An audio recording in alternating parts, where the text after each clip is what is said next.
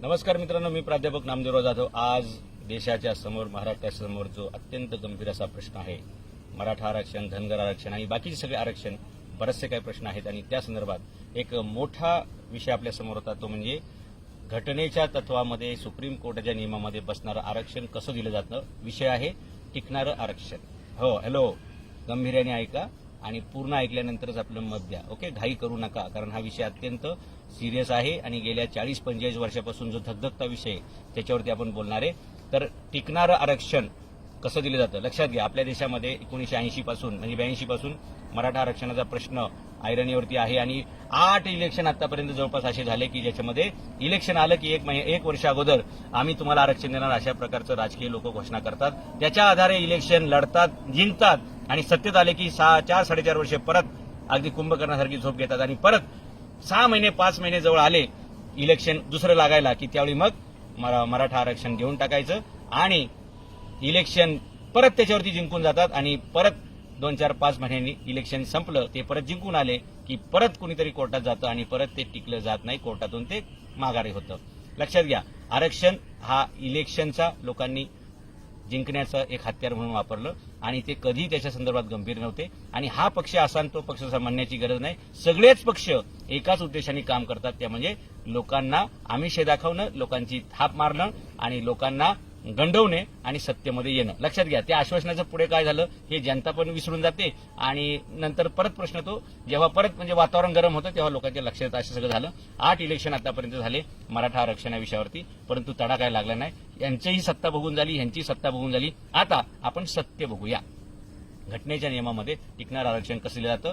भारताच्या राज्यघटनेचा उद्देश आहे, एक उद्देश आहे की जस्टिस फॉर, ओके, म्हणजे जस्टिस द्यायचा, न्याय द्यायचा. कुठला? इको, सोशल अँड पॉलिटिकल, आर्थिक, सामाजिक आणि राजकीय न्याय देण्यासाठी आपली घटना काम करते. जगातील सर्वोत्तम घटना डॉक्टर बाबासाहेब आंबेडकरांनी लिहिली आणि ती सर्वसामान्य माणसाच्या सर्वांगीण विकासासाठी लिहिली आहे. प्रत्येक समाजाचा, प्रत्येक माणसाचा, प्रत्येक घटकाचा आर्थिक, सामाजिक आणि राजकीय विकास व्हावा याच्यासाठीची घटना आहे. परंतु या राज्यघटनेचा गैरवापर लोक करतायत आणि आपापले राजकीय पोळ्या भाजण्यासाठी हे आरक्षण नावाचं कोलीत त्यांनी वापरले. अर्थात इलेक्शन म्हणजे हे आरक्षण हे ना, खरं तर हे ना सर्वसामान्य माणसाच्या उद्धाराचा परिस आहे, तो कल्पवृक्ष आहे, ती कामधेनू आहे. परंतु या भामट्यांनी मात्र हे कोलीत म्हणून वापरलं आणि ही सगळी परिस्थिती आली. म्हणून आजचा आपला व्हिडिओचा विषय आहे की टिकणारं आरक्षण कसं दिलं जातं.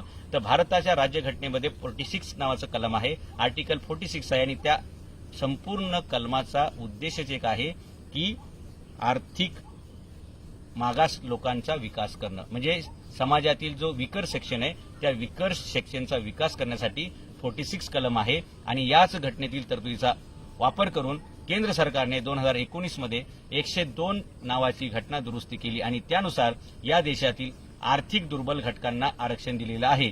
सोशल म्हणजे इकॉनॉमिकली विकर सेक्शन नावाचं एक कॅटेगरी बनलेली आहे, त्याच्यामध्ये 10% आरक्षण दिलेले. ही घटना घडली 2019 मध्ये आणि घटना दुरुस्ती क्रमांक 102 आणि मग त्याच्यानंतर हे आरक्षण सुप्रीम कोर्टासमोर ठेवलं गेलं आणि सुप्रीम कोर्टाने 12 नोव्हेंबर 2022 ला या आरक्षणाला, इकॉनॉमिकली विकर सेक्शन 10%चं जे आरक्षण दिलं होतं त्याला वैध करार दिलं, त्याला व्हॅलिड मानलं. म्हणजेच काय तर हे बिल राज्यसभेमध्ये चर्चा झाली, लोकसभेमध्ये त्याच्यावर मतदान झालं आणि मग सुप्रीम कोर्टाकडे झालं आणि सगळीकडे टिकलं आणि आज देशामध्ये 10% इकॉनॉमिकली विकर सेक्शन हे आरक्षण अस्तित्वात आहे, ते कायदेशीर आहे आणि त्याचा लोकांना फायदा सुद्धा होत आहे. ओके, म्हणजे आता अलीकडे 2019-2022 मध्ये दिलेलं आरक्षण हे व्हॅलिड होतंय आणि 1982 पासून दिलं जाणारं आरक्षण मात्र हायकोर्टामध्ये किंवा सुप्रीम कोर्टामध्ये टिकत नाही. असं कसं होईल? हे का होतंय? कारण देणाऱ्यांची इच्छा प्रामाणिक नसते, त्याच्यामागे राजकीय षडयंत्र असतील, ते सगळं होत असतं. आणि म्हणून जर तुम्हाला आरक्षण पाहिजे असेल तर 2 फॅक्टर आहेत. आचारी पण तुम्हाला फेवरेबल पाहिजे आणि तुमचा वाढपी पण पाहिजे. आचार्यांनी खूप चांगलं जेवण बनवलंय पण वाढपी बदमाश असेल तर तुमच्या पंक्तीपर्यंत ते येत नाही, किंवा वाढपी तुमचा चांगला फेवरचा आहे परंतु आचार्यांनी किचनमध्ये ठाणठाण गोपाळ करून ठेवले, काही शिजवलंच नाही तरी तुमच्यापर्यंत येणार नाही. म्हणून हे 2 मार्ग आहेत, लोकसभा, राज्यसभा, ह्याच्यात बिल ठेवायला लागेल, ते पास करावं लागतं आणि ते सुप्रीम कोर्टात टिकावं लागतं. आता सुप्रीम कोर्टात टिकण्यासाठी काय करावं लागतं तर भारताच्या राज्यघटनेत जे आर्टिकल 46 आहे त्यानुसार आर्थिक मागास घटकांच्या विकासासाठी ते कलम आहे, त्याचा वापर करून हे आरक्षण दिलं गेलेलं आहे. मराठा आरक्षणासाठी सुद्धा हे कलम आपल्याला वापरता येईल. आणि आर्थिक दुर्बल घटकासाठी जे आरक्षण दिलं गेलं होतं त्याच्यामध्ये सरकारने 2 फॅक्टर वापरले होते, लक्षात घ्या. ते पहिल्यांदा आपण नीट समजून घेऊया. एक, युनायटेड नेशन्स ऑर्गनायझेशन नावाची एक संस्था आहे आणि या संस्थेचा उद्देश आहे 2030 पर्यंत जगातील सर्व गरिबी संपवणे आणि हे गरिबीचं, जागतिक गरिबीचं, दारिद्र्याचं निर्मूलन करणे हा त्यांचा जो उद्देश आहे त्याला पूरक म्हणून भारतीय राज्यघटनेतल्या कलम 46 चा उपयोग करून घटना क्रमांक 102 केली गेली आणि 10% ईडब्ल्यूएस आरक्षण दिले गेलेलं आहे. कारण भारतीय राज्यघटनेचा उद्देश हा सर्व जातीच्या, सर्व समाजाच्या, सर्व लोकांना इकॉनॉमिक, सोशल, पॉलिटिकल जस्टिस देणं हा आहे आणि त्याला अनुसरून म्हणजे युनोचा उद्देश आणि भारतीय राज्यघटनेचा उद्देश या दोघांचं कॉम्बिनेशन करून केंद्र सरकारने हे 10% आरक्षण दिलेलं आहे. मला सांगा, युनो म्हणजे युनायटेड नेशन्स ऑर्गनायझेशन, संयुक्त राष्ट्रसंघ. संयुक्त राष्ट्रसंघाच्या उद्देशाच्या पूर्तीचा उपयोग भारतातील आरक्षणासाठी झालेला आहे. याच भारतामध्ये महाराष्ट्र आहे आणि याच महाराष्ट्रामध्ये मराठा समाज राहतो. नंबर 1 म्हणजे आपण या पृथ्वी तलावरले माणसं आहोत, हे एक सिद्ध होतं. दुसरी गोष्ट, भारतीय राज्यघटनेचा जो उद्देश आहे कलम 46 मधला की समाजातील आर्थिक दुर्बल घटकांना न्याय देणं, त्याही तत्वामध्ये मराठा समाज बसतो, महाराष्ट्र बसतो. कारण भारतीय राज्यघटना भारताला व्हॅलिड आहे आणि भारताची राज्यघटना महाराष्ट्राला पण व्हॅलिड आहे आणि ह्या महाराष्ट्रामध्ये मराठा समाज राहतो.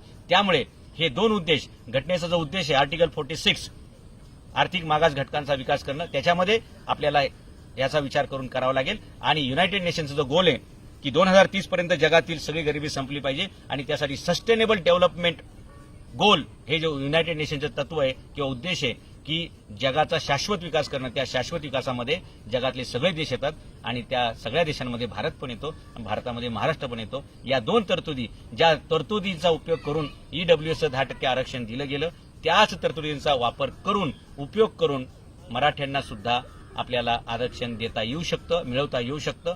फक्त मी सांगितलं त्याप्रमाणे ह्या 2 तरतुदी आपल्याला वापरायच्या आहेत, भारतीय राज्यघटनेचं प्रिएम्बल आणि दुसरं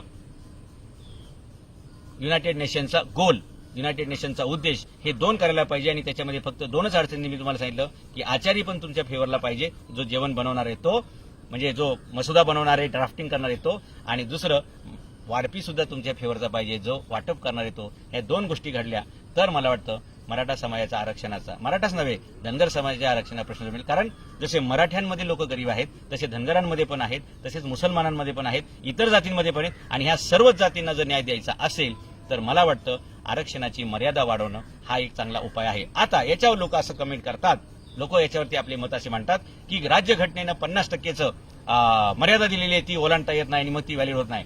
ऐ शाने लोकांनो, हे असे कोणी जे बोलतात ना, कार्यकर्ते किंवा नागरिक, त्यांनी समजून घ्या, आरक्षण देणं हे घटनेचं तत्व आहे आणि आरक्षणाची मर्यादा ठरवणं हे सुप्रीम कोर्टाची मर्यादा आहे. लक्षात घ्या, आरक्षण देणं हा पार्ट, जसं मी वाढपी आणि आचारी म्हटलं तर हे वाढपी आणि आचारी म्हणजे हे 2 आहेत, तर हे आरक्षण देणं हे घटनेची बाजू आहे आणि आरक्षणाची मर्यादा वाढवणं ही सुप्रीम कोर्टाची बाजू आहे.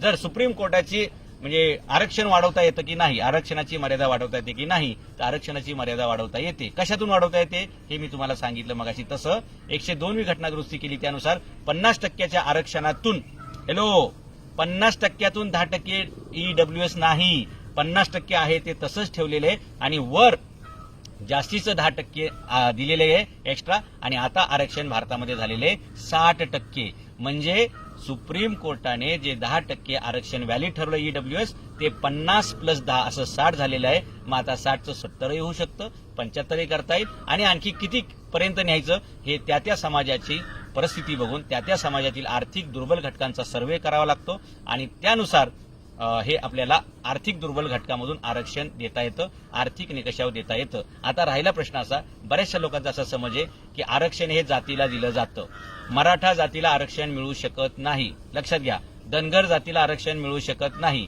आदिवासीला आरक्षण मिळत नाही. लक्षात घ्या, भारतीय राज्यघटनेचं आरक्षण हे कास्ट बेस नाही, that is a class base. म्हणजे हे आरक्षण जातीला दिलं जात नाही, प्रवर्गाला दिलं जातं, जातींच्या समूहाला दिलं जातं. एससी एसटी मध्ये काहीतरी 35+ जाती आहेत, ओबीसी मध्ये 400+ जाती आहेत, असं जातींच्या समूहाला, त्याला प्रवर्ग म्हणतात, त्याला दिलं जातं. आणि म्हणून मनोज जरांगे पाटील ही जी मागणी करतायत की मराठा समाजाला ओबीसी मध्ये घालून ते आरक्षण द्या, तर हे घटनेच्या त्या तत्वाला पुढे नेणारी गोष्ट आहे की एकट्या मराठा समाजाला वेगळं आरक्षण देता येत नाही. म्हणून मराठा समाजाला ओबीसी प्रवर्गामध्ये घालून त्याच्यातून ते आरक्षण द्यावं. राहिला प्रश्न असा, मग ओबीसीवरती अन्याय होईल का? तर ओबीसीवर अन्याय होणार नाही, कारण ही जी आता आरक्षणाची मर्यादा 50 वरनं 60 वर गेली आहे ईडब्ल्यूएस मुळे, ती तुमची 70 वर जाऊ देत, 75, 80 जेवढी किती घालवायची हे सरकारने आणि सुप्रीम कोर्टाने ठरवायचंय. तशी ती मर्यादा वाढवता येईल आणि ओबीसीवरती सुद्धा अन्याय होणार नाही. कारण मराठ्यांना समजा जर 15% आरक्षण दिलं तर 15%चा कोटा वाढवावा लागेल. मराठ्यांना जर समजा 20% आरक्षण दिलं तर 20%चा कोटा वाढवावा लागेल. ओबीसीवरती अन्याय होणार नाही आणि मराठ्यांच्या अन्यायाचं परिमार्जन होईल. आरक्षण दिलं जाईल आणि ते सुप्रीम कोर्टामध्ये सुद्धा टिकेल. मी सांगितलेल्या ह्याप्रमाणे आपण गेलो तर फक्त याच्यामध्ये एकच अडचण मला दिसती, ती म्हणजे राजकीय लोकांच्या हेतूची प्रामाणिकता.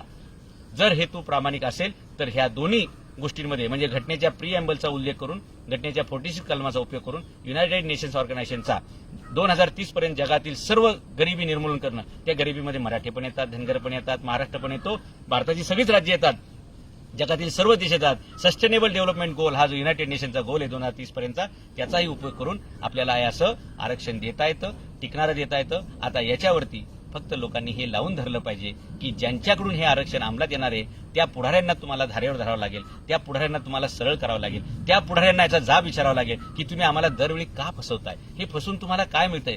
फसवणारे गब्बर होत चाललेत मित्रांनो, आणि ज्यांची फसवणूक होते ते बिचारे निबार गरीब होत चाललेत. आणि अशी जर सामाजिक विषमता वाढत गेली, अशी जर सामाजिक दरी तयार झाली, आर्थिक दरी तयार झाली, तर ही देशाला परवडणारी गोष्ट नाहीये. आणि म्हणून सरकारने पटपट झटकत हे याच्यावरती गांभीर्याने निर्णय घ्यायला पाहिजे. आणि लोकांनी, आणि लक्षात ठेवा, हा प्रश्न मराठ्यांचा आहे, मराठा आरक्षणाचा आहे असं समजून बाकीच्या जातींनी झोपून राहू नका, घरी बसून राहू नका. मराठा समाज हा देशातील सर्वात मोठा समूह आहे आणि तो आवाज उचलू शकतो. त्याची संख्या जास्त असल्यामुळे ते कुठेही मोर्चा काढू शकतात, ते कुठलाही मोर्चा सक्सेस करू शकतात. बाकीच्या जाती छोट्या आहेत, म्हणजे उंटाच्या तोंडात जिऱ्यासारख्या, त्यांनी मोर्चा काढला तरी कोणाला काय कळणार नाही, एवढे छोटे आहेत. या जातींनी सुद्धा मराठा समाजाला साथ द्यावी आणि ज्यावेळी सगळा समाज मिळून एकमेकासाठी मागेल, एकमेकाला पाठबळ देईल, तेव्हा मात्र या देशातील राजकारणी लोकांना याचा गांभीर्याने विचार करावा लागेल आणि तो न्याय द्यावा लागेल. लक्षात घ्या, एका जातीसाठी जर एक जात भांडली तर त्याला काही यश मिळणार नाही. एका भावासाठी बाकीचे भाव उभे राहिले ना, लक्षात घ्या, एक काठी तुटते पण अख्ख्या काठीचं बंडल जर तयार केलं तर ते तुटत नाही. तसं सर्वच समाजांनी एकमेकाच्या विकासासाठी एकमेकाला पाठबळ दिलं पाहिजे. आणि फोडा आणि राज्य करा हे जे राजकारणी लोक करतात त्याला आपण पुरून उरलं पाहिजे. लक्षात घ्या, स्वातंत्र्यपूर्व काळामध्ये दलित बांधवांची जी अवस्था होती, ते गावाबाहेर होते, व्यवस्थेबाहेर होते आणि शैक्षणिक, सामाजिक, आर्थिक सगळ्याच गोष्टींमधून ते वंचित ठेवले गेले होते.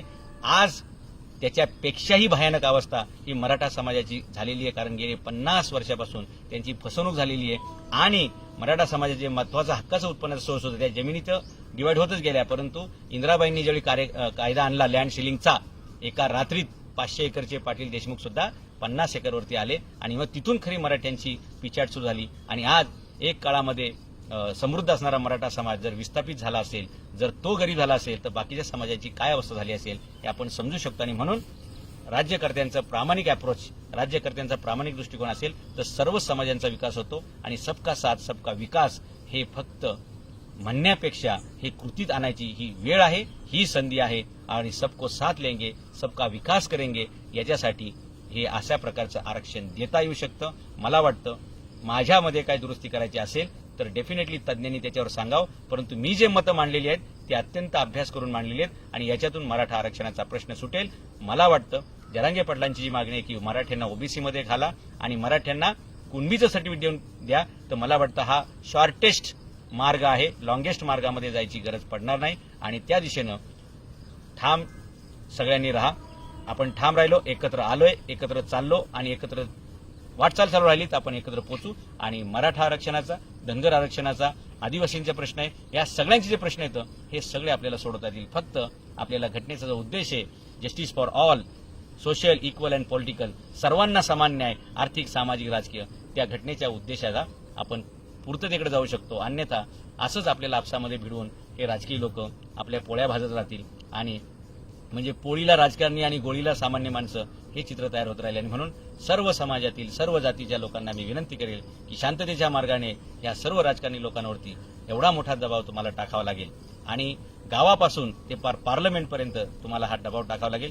महत्वाचा मुद्दा हा पार्लमेंटमध्येच आहे. हे बिल राज्यसभेत यावं लागेल, लोकसभेत मंजुरी मिळावी लागेल आणि सुप्रीम कोर्टातून त्याच्यावर शिक्कामोर्तब केलं तर मला वाटतं हे टिकणारं आरक्षण दिलं जातं. हे सगळे बारकावे अभ्यास न करता हे आरक्षण दिली जातात आणि म्हणून ती कोर्टामध्ये टिकत नाहीत. हे आपल्याला माहीत असेल. एक तर वकील द्यायचा नाही, दिला तर तो वकील कोर्टात हजर राहत नाही, तो त्याची नीट बाजू मांडत नाही. याचा अर्थ काय आहे? हे सगळं ठरवून केलं जातं आणि म्हणून आता लोकांनी फसता कामा नये. आर या पार आता म्हणजे दिल्याशिवाय घेतल्याशिवाय राहत नाही. कोण म्हणतं घेणार नाही, घेतल्याशिवाय राहणार नाही. या भूमिकेने लोकांनी पुढे जावं लागेल आणि कोणत्याही प्रकारचं कायदा हातात न घेता शांततेच्या मार्गानं, अहिंसेच्या मार्गाने जर आपण एकजुटीनं ही वाटचाल केली तर हा प्रश्न सुटेल असं मला वाटतं. धन्यवाद. जय हिंद, जय महाराष्ट्र.